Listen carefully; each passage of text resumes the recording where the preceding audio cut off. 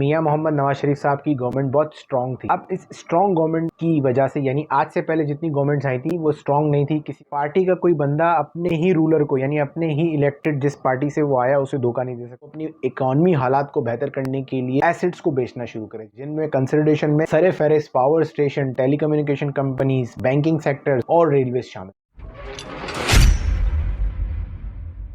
بسم اللہ الرحمن الرحیم. Welcome back to another video. الحمدللہ میں اسی پاکستان اکانومی کی سیریز کی اگلا ایپیسوڈ شوٹ کر رہا ہوں اور میں نے جہاں اپنی ویڈیو کا پچھلے دفعہ اختتام کیا تھا وہیں سے آگے چلوں گا. شہید بے نظیر بھٹو صاحبہ کا دور ختم ہوتا ہے اور الیکشنز کے بعد میاں محمد نواز شریف پہلی دفعہ یعنی ایک سویلین گورنمنٹ بنتی ہے جو میجورٹی کے ساتھ 2/3 کے ساتھ حکومت میں آتی ہے. اس سے یہ ثابت ہوتا ہے کہ میاں محمد نواز شریف صاحب کی گورنمنٹ بہت اسٹرانگ تھی. اب اس اسٹرانگ گورنمنٹ کی وجہ سے یعنی آج سے پہلے جتنی گورنمنٹس آئی تھی وہ اسٹرانگ نہیں تھی. کسی نے کس سے مل کے بنائی، کسی نے کس سے مل کے بنائی، تو وہ اتنے اچھے پولیٹیکل فیصلے نہیں کر سکتے. اس سے کیا ہوتا ہے، اکانومی پہ افیکٹ پڑتا ہے کیونکہ اکانومی آپ بھی پختہ کر سکتے ہیں اپنے پولیٹیکل ڈیسیجن سے. اب آپ کو میں بتاتا ہوں میاں محمد نواز شریف صاحب نے جو اپنی حکومت میں فیصلے کیے وہ کس لحاظ سے تھے اور اینڈ میں اکانومی میں انہوں نے کیا کیا وہ بتاؤں گا. پہلے میں ان کے پولیٹیکل فیصلے بتاؤں گا. میاں محمد نواز شریف صاحب نے سب سے پہلے 13 امینڈمنٹ کی، یعنی یہ وہ امینڈمنٹ تھی جس سے پچھلی 2 حکومتیں پریزیڈنٹ کے پاس رول تھا کہ وہ ان کی حکومت کو گھر بھیج دیتا تھا. انہوں نے سب سے پہلے وہ پاور پریزیڈنٹ سے چھینی. کے بعد انہوں نے 14th امینڈمنٹ کی کہ پارٹی کا کوئی بندہ اپنے ہی رولر کو یعنی اپنے ہی الیکٹڈ جس پارٹی سے وہ آیا اسے دھوکہ نہیں دے سکتا. انہوں نے یہ ایک اور امینڈمنٹ کی. گورنمنٹ تو کافی اسٹرانگ تھی پر جو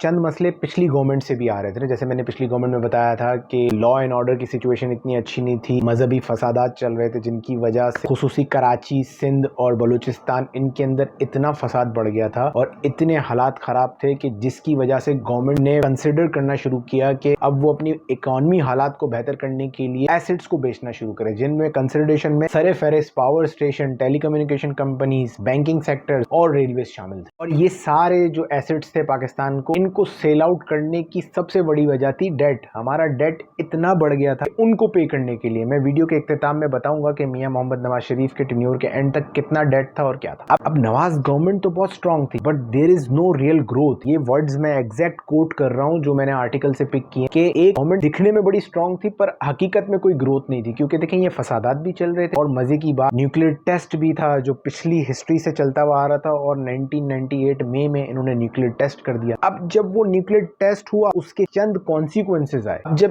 یہ ہوا تو ہمیں دنیا کی نظر میں تو ہم ایسے تھے نا کہ ہمیں ہماری لوگ مدد کر رہے تھے، لونز دے رہے تھے، کوئی لون کو ڈیفر کر رہا تھا، کوئی کچھ کر رہا تھا. اس معاملے پہ جو ہمارے دوست ممالک کنٹریز تھے انٹرنیشنلی اتنا پریشر ڈیولپ ہوا کہ انہوں نے ہاتھ اٹھا لی تو ہم مزید حالات خراب ہونے کی طرف چلے گئے. پاکستان پہ سینکشنز لگنا شروع ہو گئے اور ان سینکشنز کی وجہ سے اتنے حالات خراب ہوئے کہ میاں محمد نواز شریف صاحب کو ایمرجنسی لگانا پڑی. اب ایمرجنسی لگانے کے بعد میاں محمد نواز شریف نے 15th امینڈمنٹ لائی اور وہ امینڈمنٹ آپ سمجھے پوری تو میں نہیں بتا سکتا، مفہومی بتا دیتا ہوں کہ انہوں نے اسلامک پارٹیز کے ساتھ مل کے اپنی پسندیدہ دین کی چیزیں لاگو کرنا شروع کی جس کی وجہ سے لوگوں میں ایک عجیب فرسٹریشن ملی اور فرسٹریشن کی وجہ سے جو اس ٹائم کے موجودہ چیف آف آرمی اسٹاف سے جہانگیر کرامت صاحب ان کو بیچ میں آنا پڑا اور انہوں نے ان کے ساتھ بھی نواز صاحب کا ڈسپیوٹ ہو گیا. اور جب ارلی ریٹائرمنٹ کے بعد جنرل پرویز مشرف صاحب کو الیکٹ کر لیا گیا اس کے بعد آپ سمجھ لیں تاریخ کا حصہ ہے کہ میاں محمد نواز شریف اور جنرل پرویز مشرف کے بیچ میں کارگل اور اس کے بعد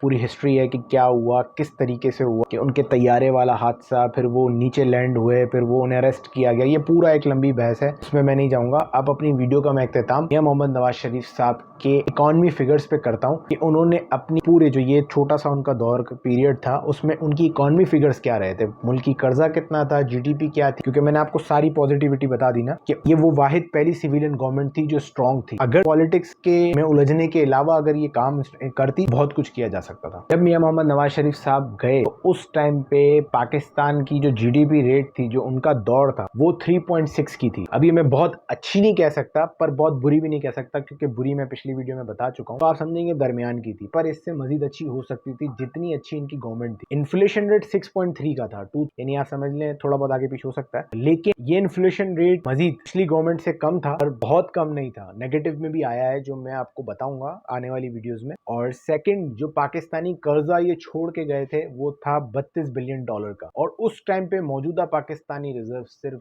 $1 بلین، یعنی آپ سمجھیں ڈالر تھے، روپیز نہیں. تو یہ وہ ٹوٹل اکانومی فگرز ہیں جو میاں محمد نواز شریف صاحب اپنے اس میں جاتے وقت چھوڑ کے گئے تھے. تو اب اپنی ویڈیو میں یہیں اختتام کرتا ہوں اور ملتے ہیں انشاءاللہ آپ سے اسی پارٹ کے اگلے حصے میں. تو تب تک کے لیے اللہ حافظ.